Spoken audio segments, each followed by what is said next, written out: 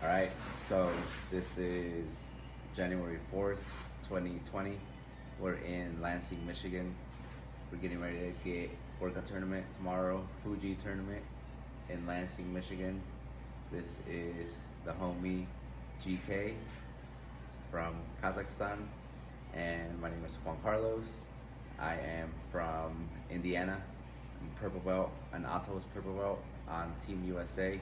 I recently came back from Kazakhstan competing at the UWW Worlds in Nur-Sultan, formerly known as Astana, Kazakhstan, where GK happens to be from. So just cool the way that we met up. We met what was it? August 10th, Kentucky, Louisville. Right? Yeah. In Kentucky. No, it's Paducah. Yeah, Paducah, Kentucky. When we went out there, we met up. I was getting ready to go to Kazakhstan. I was getting ready. I was in camp, getting things ready, making some extra money, working some tournaments, trying to make some extra cash to get going, and then met old boy GK. And then we've been boys since, been hanging out. We were just in Pedigo. Yep. Right? Pedigo submission fighting. Yep. Out of that gym, you were out there for how long? I got there December 26th and get back January 3rd. So Such just as around, yesterday, yeah, so like 8 days. Yeah. Right? So get some good training out there. Oh yeah. So first of all, I just want to say that I'm using GK as a nickname, right? Right. Yeah. My full name is Galymzhan Kenesbekov, but I'm trying to not give people hard time and just use GK. GK is my nickname. Yep. Yeah. And all the refs who works for Fuji and Naga knows like I'm GK, not like Galymzhan. GK. Yep. Exactly. So yeah. As Juan said, we was training in Pedigo too, but I got there December 26th, and I spent there my birthday too. I turned 25 this year, and Which was what? December 29th. Yep. December 29th? Yeah. Happy birthday. Yeah, thank you so much. Yeah. Oh, yeah. And one of the black belt there, Andrew Woodson, he actually just give me a very, very hard time rolling with him. We rolled around maybe 40 times on my birthday only, and he just tapped me all the time. Yeah. It was wrist locks, kimuras, all of that stuff. Yeah, and also I met new friends down there. Right. Have very good matches. Yeah. So you're from Kazakhstan, right? Yes. You are in Illinois studying? Yes, right? I do. I go for Illinois State University, study I used to study actuarial science, then I switched to applied statistics, and so I end up doing applied statistics, and hopefully next May I'm gonna graduate and dedicate all my free time to for jiu-jitsu Jiu-jitsu and training. hopefully getting better. Yep. Right? Yep. And so you've been in the U.S. for how long? 1 year and a half. So really? It's just been that year? Okay. Yeah, I came here August 2018. What up? August 2018. Tim, Yeah. we're making a video podcast. Come say what's up down here. So we got Tim that's about to come in. He's the man running the show for the Fuji tournaments. So he's been dragging us around almost all over the country. Yep. We've been Pittsburgh, Ohio, Kentucky, Indiana, and Ohio. Did you say that? Did he? Michigan, Indiana, Kentucky, Ohio, Pennsylvania. Yeah. So Been down to Tennessee, yeah. So we've been all over, road warrioring it, and now we're in Lansing, Michigan. We got one tomorrow, right? Getting set up. So Hopefully it's gonna be big tournament, right? Yeah. 220? 250, 270. you got 250, yeah. So Yeah, we usually end up with the same number, right? In Yeah. Michigan. Right. Yeah, Michigan's usually pretty Wasn't, big. yeah. Yeah. So Got Philly coming up. yeah. Charleston, West Virginia is a new tournament for us. So y'all get to go to West Virginia if you want to go. When is that? February? No, January 25th, 26th, or whatever the last weekend is. Okay. Sweet. So Got the Carolinas, Virginias, Maryland. Yeah, I never been in North Carolina, right? Get out of to visit. school, man. We're going on the road for 4 weeks. Oh yeah, I forgot that. School's overrated, man. Right. Well, I will graduate in July, so yeah, I will make tourist visa and come back, and hopefully I will be traveling. You know, Yeah. work, travel, train, and compete. Traveling for work, traveling. Yeah. So when I went to Nur Sultan, and that's where you're from. Yep. Right. Well, I'm from Astana, right? Okay, Yeah. Astana. Yeah, but When they I- keep changing the name. Yeah, exactly. So They changed the names in 2019 yeah, yeah. while yeah. I was here. So technically, I left from Astana, not from Nur Sultan, right?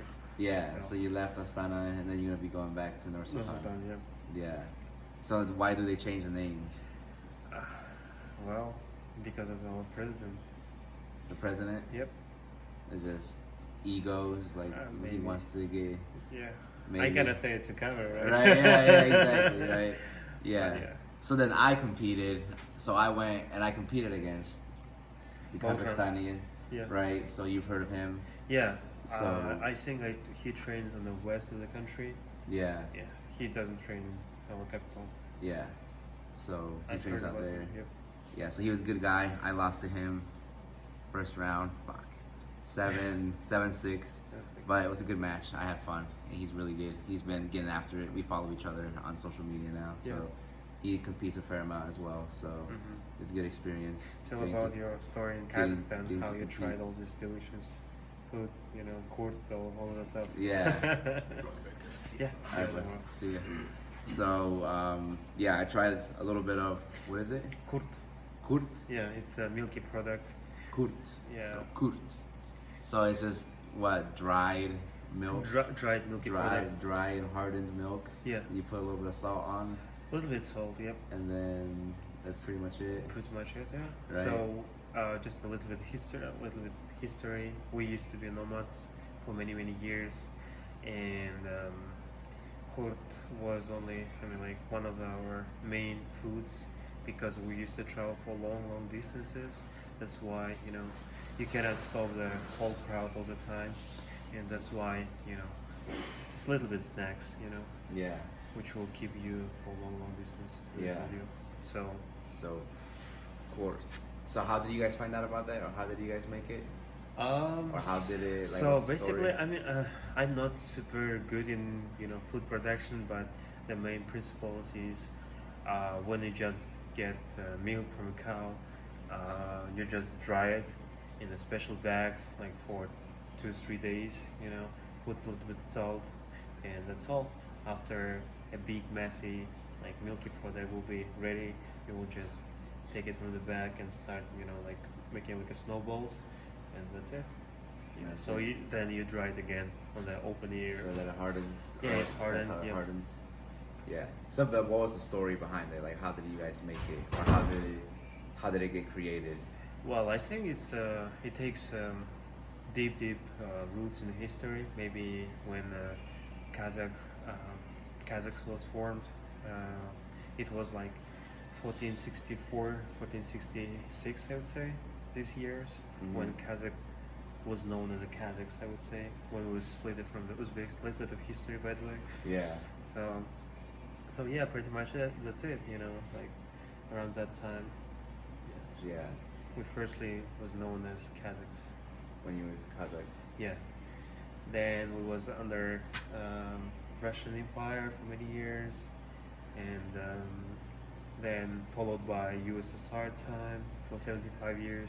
And now we got our independence in 1991. Okay. So But you said there was a cool backstory where like you guys didn't have any food, and so you guys were able Yeah. to eat the quartz. Yeah, Was able to keep it- you guys alive while you guys didn't have food. yeah, You guys were able to that's kinda- true. Actually, we had a lot of hard times in our history. For example, 1930s, it was like a great famine in our country, and that's why a lot of people was dying, but nevertheless, we was like keep trying, to connect some things, Yeah. and try to survive by eating kurds, Right. whatever. Basically, it was very hard times for us. Yeah. So there was no food. No The food. court was Yeah, court almost nothing. was the very kind of the last resort that helped you guys kind of stay Yeah. alive until Yeah. kind of everything passed. And you Exactly. said after Stalin, right? You said. Yeah. Well, it was before Stalin. Oh, before but Stalin, after but- Stalin, anyway, it was like hard times for us. Yeah. Anyway, Either way. because it was time when USSR almost collapsed, Mhm. and economy wasn't like how should I say spread not evenly among the countries, among the Mhm. former USSR countries. That's Yeah. why every former USSR country was trying to survive, so to speak. That's why it was hard times. Yeah. So So a nice little history, kind of for your people and kind of how you guys survived from just hard times and famine and yeah. dictatorships, right? And Yeah, I mean, bad, like- just bad presidents, not necessarily bad presidents, but just struggle, right? Yeah, People were well, just been struggling. Yeah, we are struggled before. we're a young country, and everyone has like right to make mistakes, all that stuff. Yeah. So I And just so your country just got its independence in 1991. yeah. So we're like around 30 years old. Like the country itself Yeah, yeah. is like Mhm. just 30 years old. Yeah. Then we became known as Kazakhstan, Republic of Kazakhstan. So. Kazakhstan, yeah. Mhm.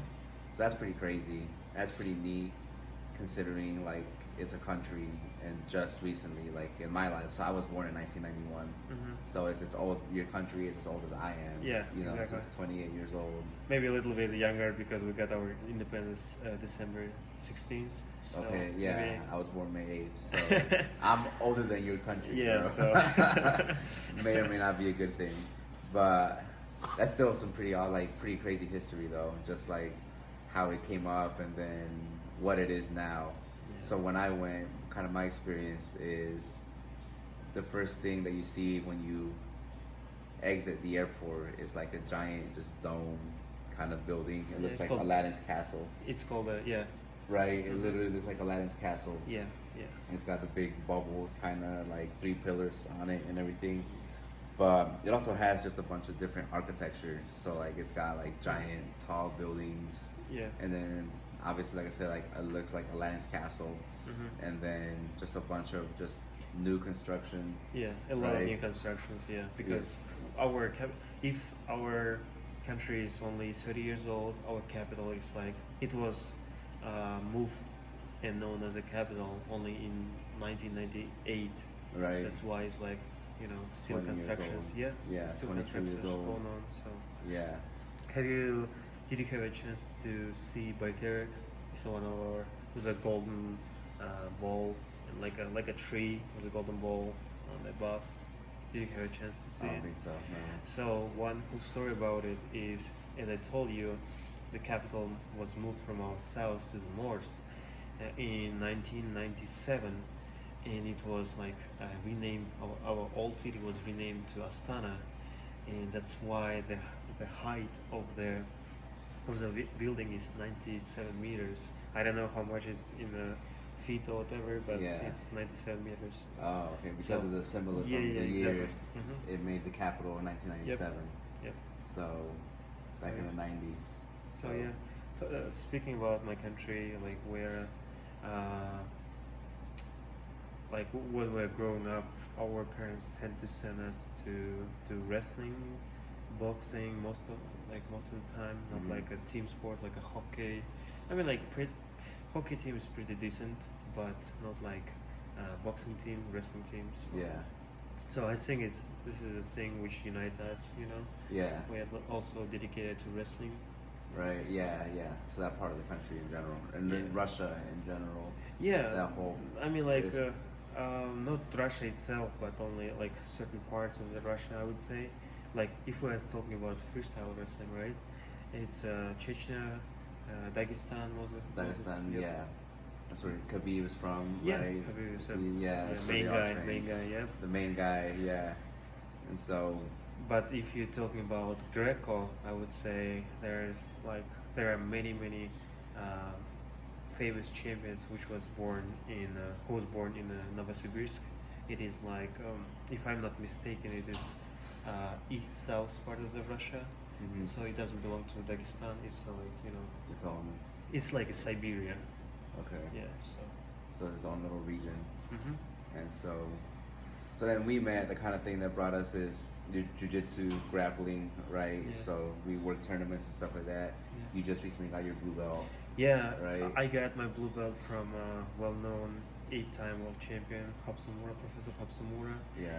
He got a chance to visit us December 1st through December 3rd, I think. And we had some seminars, and by the end of the seminar, he actually gave me the blue belt. It was kind of, so was my own Coach Ed. He actually was teasing me because he was giving. I was a white belt, 2-star white belt, by the way. And he was giving all the white belts, green belts, the stripes. Mhm. Some of the white belts moved to the green belts Mhm. without any stripes or whatever. So me and Blaine got blue belts that time, and Blaine got his blue belt through after he was 3-stripe green belt, I believe. Yeah. Yeah. So yeah, and like one night before I got my blue belt, my coach also gave me a trophy, like competitor of the year 2019, and I was so happy because these things happened just before my finals, so I was kind of so relaxed, so happy to take exams. Yeah. And yeah. So how many times did you compete last year? Oh, I think so I actually started September, and probably 15 times, I would say. For Fuji, I competed, maybe 11. Yeah, 11. Yeah, 11 times. Yeah. I did 2 times for New Breed, 1 time for Naga. So Yeah. should And end you up won to the Naga 550. belt, right? Yeah, I won Naga belt as in absolute division. So Yeah. With white belts. a white belt. So and when you went home, when did you get to go home? Yeah. And when was the last time you went to go home? I had a chance to travel back home June 11th after Michigan State Championship. It was in Lansing, Yeah. here actually. Oh, yeah, Yeah, yeah. this venue, which will be tomorrow. Yeah. So yeah, I won. I got first and second. I got first in Nogi, and second in Gi, I think. No, I got both of them golds actually. So I traveled back home. On my way, I was stopped in New York airport, JFK, and the policeman was checking my bags, and there are a lot of medals. I was trying to pull out one by one, and he said, "Okay, I got I it." got it, I got it. Put it back, and I was like putting back everything. So it was kind of funny story. Then the same thing happened in Moscow. So like basically every airport where I was like flying through, yeah, they had to pull me over, just to So check all the what I had in my Yeah. bags, why it's so heavy. Yeah. So yeah, then basically when I was winning these medals, I had only one dream. I wanted to put all my medals to my grandfather's neck and just take a picture with him. So because I'm holding his name, so that's why for me it's a big honor. Right. So yeah. And you were able to do that, right? Yeah, You were able I to did go it. back Yeah, home, I did put it. put your medals around his neck. Yeah, we and did a the little bit belt. celebration, Yeah, yeah. like July 15th, I think. Then he was kind of bragging all these, my achievements to his younger brothers because all of them are wrestlers. Oh, okay. So yeah, so he was saying, "Hey, my children, Grandson. grandson was able to win like medals in USA, so which is like big honor, right? Yeah, yeah. So to speak. So yeah, I was so happy to make him happy, Yeah. It's always So, nice Yeah. being able to take that back and send it back to Yeah. the grandparents, to the granddad. Yeah. So So you've been here for a year now. What would you say is like a big difference? Oh, big like, difference is what that- was one of the biggest things that took you back when you first went from Kazakhstan and you got to the U.S.? What was like Yeah. kind of like a big thing? Or did you have a hard time adjusting? Did you have? I would say yes and no because I grew up by watching American movies. I watched a lot of American movies because only we had like I grew up in a small town, and only what we had only 3 channels, and every Friday night there was like American movies like Rambo. What's the second one? I forgot. Rocky? Rocky, yeah, exactly. I'm sorry. Yeah. how I could have forgot, right? Yeah. Rocky, then Over the Top, all these his movies, Jean-Claude Van Damme. Yeah, Over the movies. Top. Yeah, oh yeah. By the way, not everyone knows there was actually a real champion. His name is John Brzenk. He was like 18 years old guy who was like beating everyone, you know, and like he was actually end up winning a giant truck, you know, Yeah. 18-wheelers. Yeah. So is that a real thing? Like, yeah, did you win, it was like, actually a did real you- thing. Yeah. Did you actually get an 18 Yeah, wheeler? yeah. So, coming back to your question, I always wanted to explore America. You know, just was always dreaming to travel the roads and put some country music. You know, Yeah. and as we're traveling with Tim and Tony, the guys who are running Fuji tournaments, yeah, my dreams came true. You know, Right. So We're on the road. yeah, We're on the road, traveling, Yeah. checking things out. exactly. We just went to Purdue University today. Yeah. Right. We Mhm. stopped by Purdue University back in was- Lafayette, where I'm from, or West Lafayette, where I live and I train. And so got to go back, visit my little town, and then we got to visit Purdue. So you've just been traveling. Yeah, I've visiting- been just visiting traveling the and US, traveling. Right. Exactly. You're in school, but you're on break right now, or every chance you get, you travel Yep. to different places, different states. Yeah. and- Well, I've already been in like maybe 9 different states, so to Right. speak, because of the Fuji, because of random reasons. Yeah, right. Training. Yeah. Mostly training or competing. So. Yeah. So, yeah, pretty cool stuff. You said not a lot of people from Kazakhstan get to come to the U.S. Yeah, Really? not to Illinois, unfortunately. Right. Maybe because of the weather, because we have similar weather, like in Illinois. It's Uh-huh. actually cold during Yeah. the winter and very hot during the summer. Probably they prefer like a Florida weather. Oh, I would really? say, yeah, like when it's always Just like get out. Yeah, Mm. just get out of the Yeah. leave that. So then, do a lot of people from Kazakhstan come to the U.S.? Actually, I brought my good friend from Kazakhstan with me this Yeah. year. He's a first year graduate student. Also goes to Illinois State University. He also does applied statistics. Okay. So yeah. So what's like growing up in Kazakhstan? What's it like growing up in Kazakhstan? Or So- like what's like normal kind of everyday life? And because I think isn't like the median income like yeah. like So 3,500 a year? I wish. I don't know. Yeah. I think I heard something like that, but I'm not sure if it's Yeah, correct or it not. depends. It depends actually what you do. Right, So, I guess it right. depends what you yeah. do. So speaking about my childhood, I didn't have a basically phone, right? So pretty much how I spent my time was just doing a boxing. By the way, I started with a boxing. I started doing a boxing when I was 7 years old, and I got out from boxing maybe like 15 years old, I would say. Then I picked up karate and doing karate for a few years. Then I did street fights, all that stuff. So basically, because I was not addicted so much for social media or whatever, I was able to spend all my time for studying and training. So, but you were born in what, 94? 94, yeah. So actually, I bought my first phone in 2012, I would say.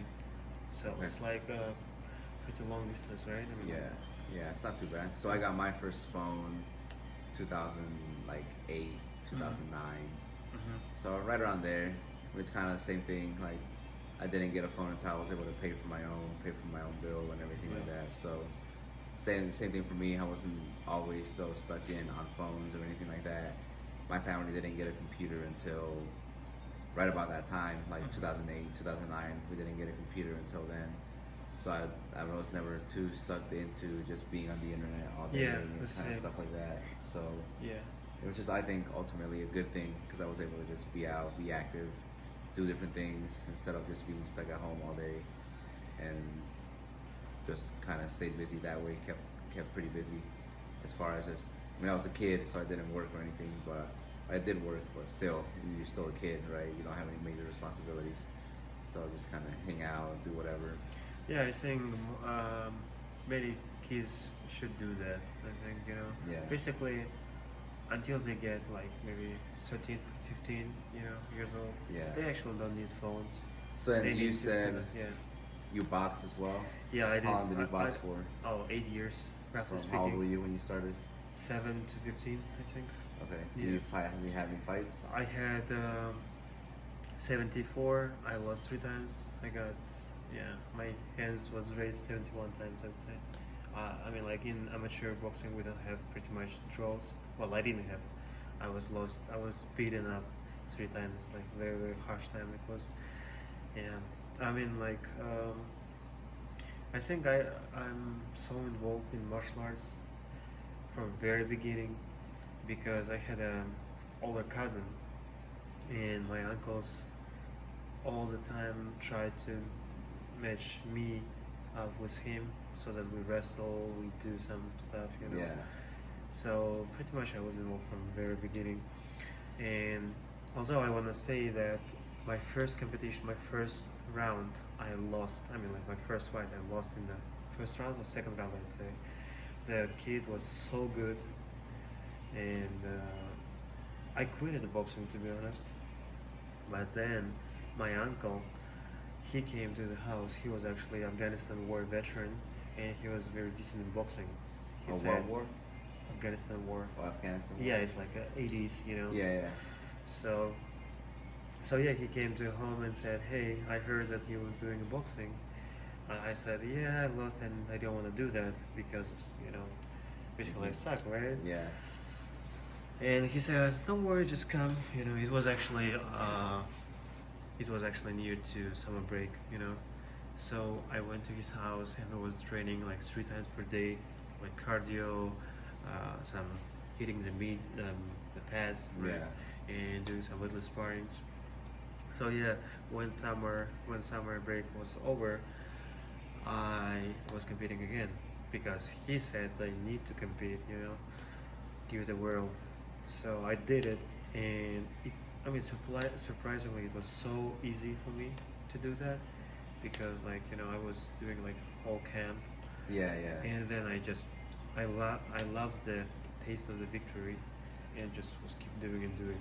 Not Yeah. bragging myself, but this is, like when ref raises your hand, this feeling is amazing. It's Yeah. like none of your drugs, like can give the same feeling. Yeah. So yeah, as a competitor, also know, right? Yeah. So yeah, pretty much that's it. Then I switched to karate because I felt that okay, now I know how to punch. Now I need to learn how to kick, and I got my brown belt with golden stripes. If you know the ranking system, so it's like one step before the black belt. So yeah, like then like I said, okay, now I know how to punch and how to kick. Let me check myself in street fights, and I end up street fighting people. So before grappling was involved in the street fights, I was keep winning. But when again, the bosses decide that hey, let's have some ground game, and I start losing. I lost 4 times, I think. Yeah. And my last fight was very bad because I was caught by my favorite submission, which is Kimura, and I said, "Damn, I need to learn that." So yeah, so then I left any sports and I started doing. I started studying basically because it was like almost my high school, Mm-hmm. coming to the end, and I wanted to go for the college, all that stuff. So yeah, I dedicate my time for the college, and that's it. So Then when I came here, I decided to give the second chance and make a comeback. And I pick up jiu-jitsu because it's like it's a ground game first of all. Second of all, it's like very famous in US. Yeah. A lot of good guys here, strong competitors. So yeah, that's why I'm doing jiu-jitsu, and I like it so much so far. Right. So hopefully, yeah, I will compete in Worlds in coming June, 2020. So Like Gi Worlds Gi out in Worlds. California, right? Yep. So Mhm. it'll be blue belt, get to compete, and that's after you graduate, yeah, I before will. you head back home to Kazakhstan. Yep. Right? I will graduate. Hopefully, I will graduate May 2020. Then I want to compete. Then I want to go home, rest a little bit, work a little bit, come back and compete. Compete again. Yeah. You want to come here, compete as much as you can, and then Yeah. come back. Probably I will come back for Nogi Worlds, maybe for Pan Americans Yeah. in March, like in 2021. Okay. So who knows, Yeah. Nogi Pans is I think August, September. I think Nogi is when Pan, it yep. is. So that's pretty. That wouldn't be a bad one either. But yeah. So just in general. So you've been just involved in martial arts for all your life, pretty much the majority of your life. So yeah. that's pretty cool. Yeah, I Wow. can definitely say that I'm a martial artist. I think not Yeah, bragging yeah, myself, but yeah. just in general, been into it. yeah. The whole Bruce Lee thing and everything. Oh, like yeah. that, right? Yeah. Kind of. I think that's a big part of just a bunch of people that train now. Just you see Yeah. Bruce Lee, either Bruce Lee or Dragon Ball Z. Oh yeah. Because Dragon Ball Z is like the exact same thing. Dragon Ball Z is like the definition of somebody that trains to compete. Because Mhm. you literally just the more you train, the stronger you get. The more strong people you go against, or the stronger the people you go against, like the better you get. Even though you lose, you still get to try. You still Mhm. learn, even though you learn from the losses. So it still Yeah. ultimately ends up being a win because you did it anyway. So you're coming out learning, you come out better. You learn from it, whatever you learn how you lost, or you learn what you have to do different, or Yeah. just anything like that, right? You're still always constantly improving, no matter what. Whether you take an L or you win, you're still looking to get better, looking to improve. Exactly. So then there is no losing, essentially, right? Yeah. As cheesy as it sounds, like you're still going out there and putting it, trying to test yourself. So Yeah. that's pretty cool. There is a very, very thin border between losing and learning. So Yeah. you know, So you gotta be able to manage it, learn from it, and then keep moving. So, yeah. but I think it was pretty cool though how we met, because I was getting ready for Kazakhstan. I was getting ready to go to Kazakhstan. My coach had already been out there. He had been on Team USA for a couple years now. He had been there recently, a couple years ago, for Worlds a couple years ago, and then I was thankful. I was fortunate enough that I was able to make the team in June. Went out to the Olympic Training Center, and I won my spot at 62 kilos. So then we were getting ready to go out to Worlds, and so Kazakhstan had been a big part of my focus, really from June, from when I got after World Team Trials, from when I got my spot, when I won my spot on the team. Pretty much moving forward, everything was just focused on Kazakhstan. Like, gotta get ready for Kazakhstan. Yeah. How am I gonna get to Kazakhstan? How am I gonna afford it? Yeah, because it's a big tournament, a right? it's a big trip, big tournament. Whether it was training to get ready to go out there, or working to be able to financially be able to afford being able to go out there, and just everything, almost every single day, from winning to when we actually went out there, it was just all about Kazakhstan, getting ready for Kazakhstan. And there's already not a lot of people from Kazakhstan, Yeah. right? So then all of a sudden it's like we meet, and then, oh cool, hey, where are you from? And like, Kazakhstan. Like, oh no shit, like I'm getting ready to go to Kazakhstan. So Yeah. like I think that was pretty cool. It was just like shit just happens, right? Shit kind of falls together sometimes. Like we ended up meeting. You're from Kazakhstan, and actually I went to Nur Sultan, which is a place that you're familiar Yeah. with, right? Mm-hmm. You used to live there, or Yeah. your family lived there, I was living there for almost 10 years, I would say. right? Yeah. We moved there 2007. Yeah. Yeah. So And I moved here in 2018, right? And yeah. like, So all your life, for a big part of your life, you were out in Nur-Sultan. So Astana at the time. Astana, yeah. You Let's left. call it It was Astana. Astana. It was It sounds Astana. better. Yeah, it flows better. Yep. So Astana is where you were. So excuse me. What's interesting is, first time we met, you went to the Worlds. Second time we went, you went to the Worlds, and now we're meeting third time, right? So Yeah.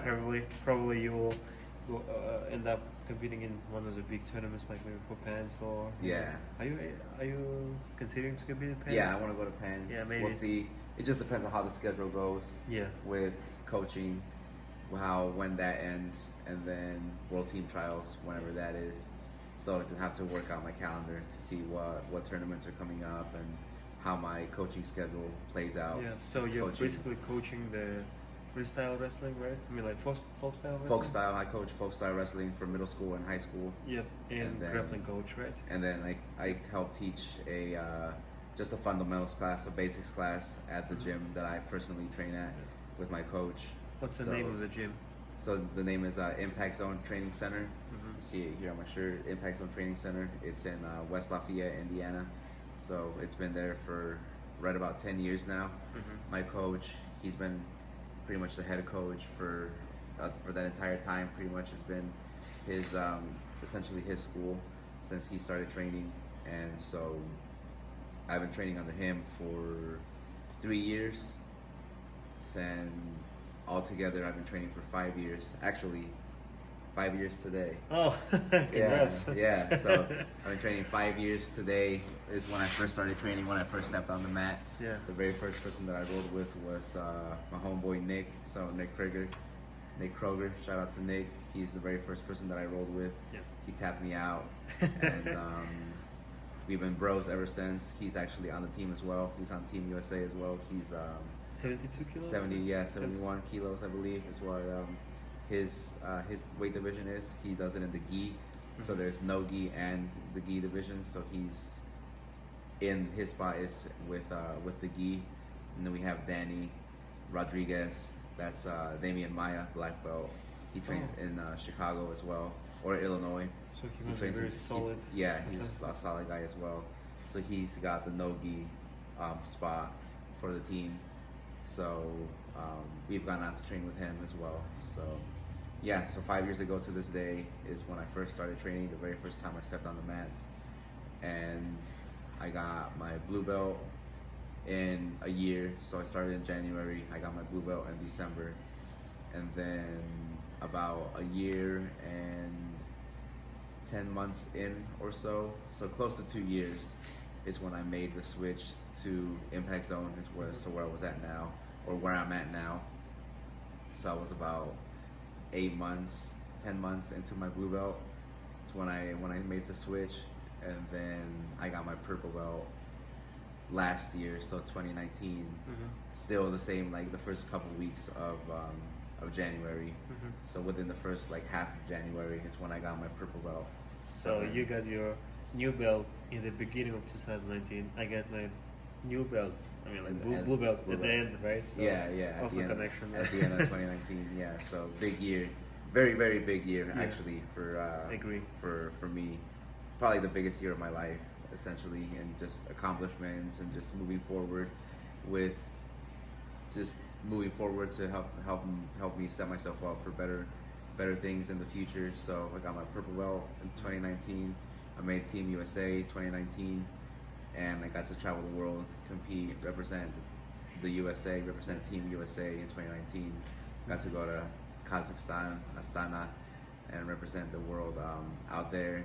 And I met Team Mexico was out there. The wrestling team. I saw your story. Yes. Yeah, so Team Mexico was out there, which is super cool for me because I'm Mexican American. I was born in California, but I was raised in Mexico. I lived there from when I was 7 months old until I was about 7 years old, and then I moved back to California with my parents.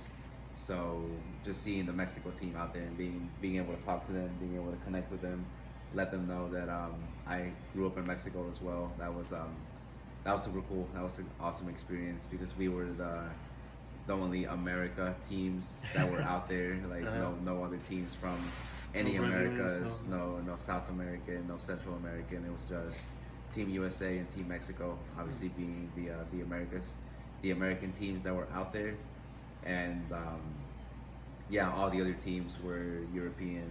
You know, obviously, yeah. That's that side of the world, and there was tons of teams that were out there. So it was cool. It just happened to be that Was it your my first people. time when you traveled like across the country and compete and represent USA? To compete? Yeah. It was my very first time that I got to travel, represent USA to compete out there. I had been to London before. I went to London in 2016, I think is when I went. 2016, 2015, I forget exactly when. But I got to go to London out there. I went out there for a business seminar, kind of like a business kind of sales type seminar. So, which was really fun. I learned a lot. It was a really good time. But yeah, as far as competing and everything, that was the very first time that I got to go out there and compete. So just keeping it going.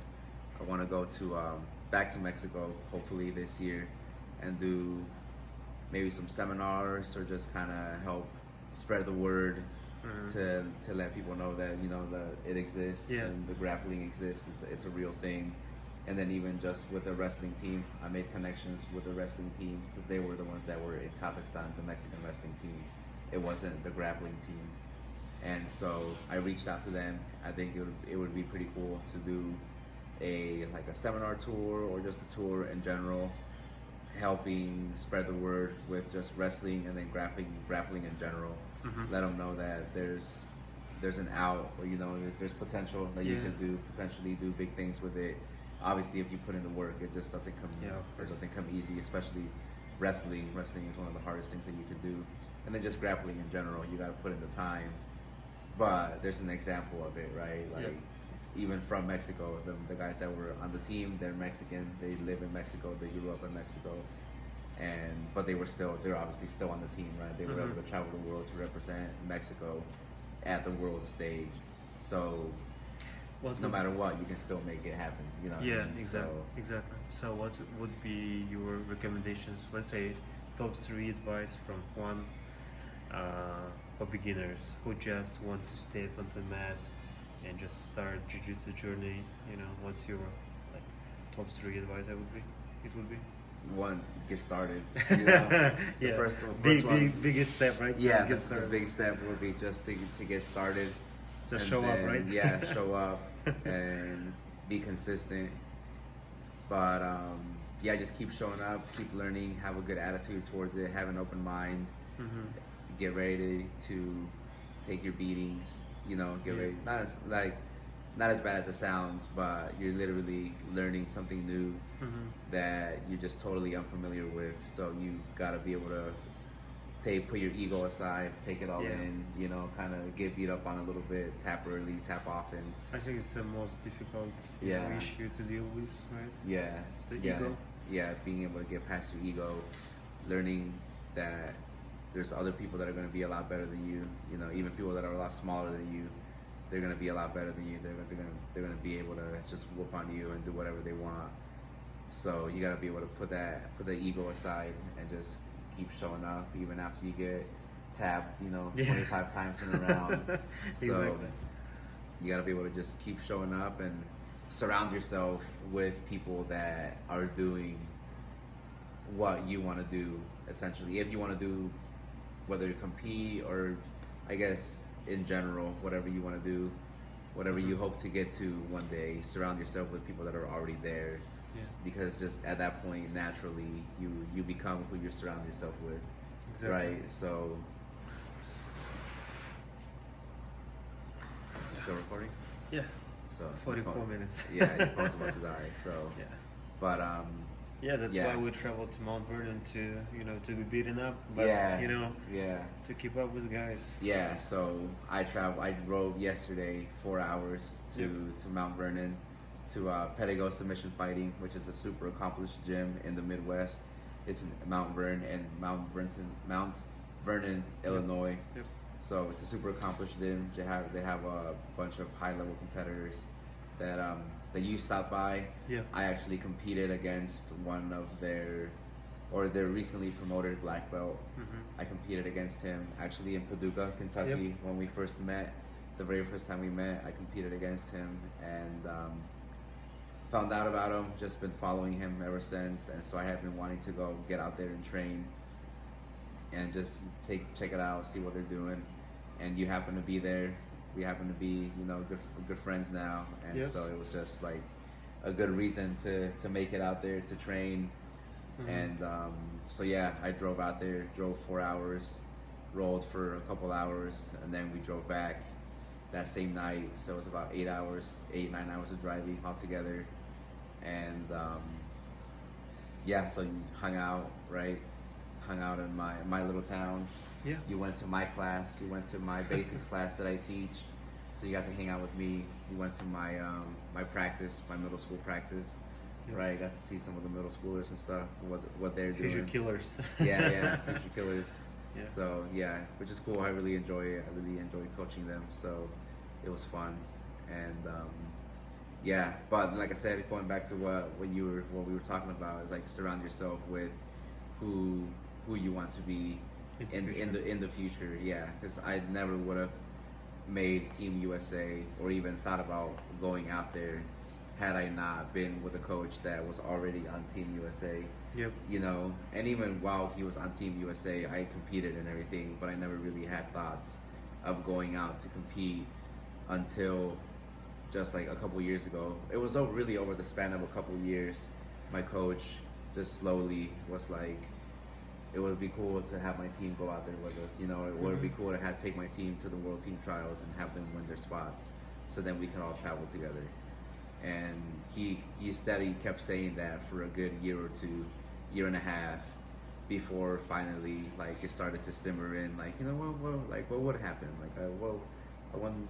What would happen if I did try it out? Yeah. And then all of a sudden he found out where the World Team Trials were going to be, and then all of a sudden like it didn't really faze me to go out and try out, but then thankfully, just with my personal like work that I work on, just business and stuff, I work with an auto shop, and I was able to get a car from them, the Camry. Yeah. I got my Camry from them. So Big Wheels, shout out to my boys at Big Wheels Customs, out in Lafayette. You went to their shop as well, so you kind of followed me around for a day, and so I bought a little Camry, a little 4-cylinder Toyota Camry. That this is practically a newer car, because I got it from a shop, so they gave it to me, ready to go. Yeah. Like it's obviously, they inspected it, they rebuilt the engine and everything, or they put a new engine in it, and so yeah. Then all of a sudden, like I had a way to get around, and so then I told one of my buddies, like, hey, you want to just go out to Colorado? And just like, fuck yeah, like let's go. And so yeah, decided to all of a sudden just take the drive out to Colorado to the World Team Trials, and then next thing you know, it's like we won our spots. Yep. So then literally from January, February, so it all happened from February. Before February, at the beginning of the year, I really had no plans of going out to make the team or to try out for the team. But then between February and April is when I started working with Big Wheels, with just the personal business that I'm working on for just service marketing and everything like that, media management, online media management, and started working with them. I was gonna need a new car because the car that I had was starting to break down and was just starting to get older. Another little Camry, but it was just a lot older. And next thing you know, they're like, hey, we got a little Camry that we just rebuilt, like it's ready to go if you want it. And so I was like, oh really? So then I talked to the owner. We worked out a deal, and I got a Camry, and then all of a sudden I had wheels. So then it's like, you want to go to Colorado? And it's like, let's go. And then so just from 1 month to the other, it was literally just like all driving, just kind of driving, and then don't really have much going on, just kind of training, just staying in the gym, staying ready for whatever. And then all of a sudden it's like, boom, we're on team. You made the team. Get ready because you're going to Kazakhstan. And then so next thing you know, like I said, from the very beginning, so from like April or whenever we went out to the trials, June, I think May or June, right around there. It was just get ready because you're gonna go to Kazakhstan. Get ready because you're gonna go to Kazakhstan. And then again, just met you, and then it just kept the ball rolling from there. Yeah. But again, going back to it, it was because of my coach that he had already been on the team for a couple years, and it was about like a year and a half worth of him just poking. It would be cool to take my team out there. It would be cool to take my team out there. You know, and then next thing you know, it's like, you know what, I wonder what would have happened if you went out there, you know? And then next thing you know, it's just like, we're all on the team and traveling the world together. I definitely agree that picking up, like, you know, choosing the right coach is a, like, crucial step in your jiu-jitsu, Yeah. I would say, because I also have a coach who was, like, you know, big friend of mine who helped me a lot last year and still helping me out this year, so yeah, I definitely agree with you that it is the biggest step, I would say. Right. Yeah. Yeah, big. Because if you have a wrong environment, I would say, in the gym where you train at, it's not good because either you will get injured soon or you will just hate jiu-jitsu and never come back, right? Yeah, so, yeah. So yeah. Yeah, you okay, gotta being deal with saying that, I think it's time to finish, right? Yeah. Get some sleep, and it's getting hopefully late. we'll make second part of the video, like, you know, next time we meet, right? Next Probably time. it's gonna be maybe March or April. Yeah. You said you're traveling to Chicago Open, right? Yeah. It's in April, so I'll make plans to make the trip out there, whether to work or compete. More than likely, it'll be to compete. I haven't done the Chicago Open in a while. So. It's gonna be my first IBJJF tournament, so. Yeah, at blue belt, right? Yeah. So. Well, no, in any belt. Oh, I never yeah. I never tried. You've never competed for IBJ, Yep. So it'll be fun. Thank you so much for Dude. Yep. Again, it's We a made pleasure. it. Good meeting you, and see you next time. See ya.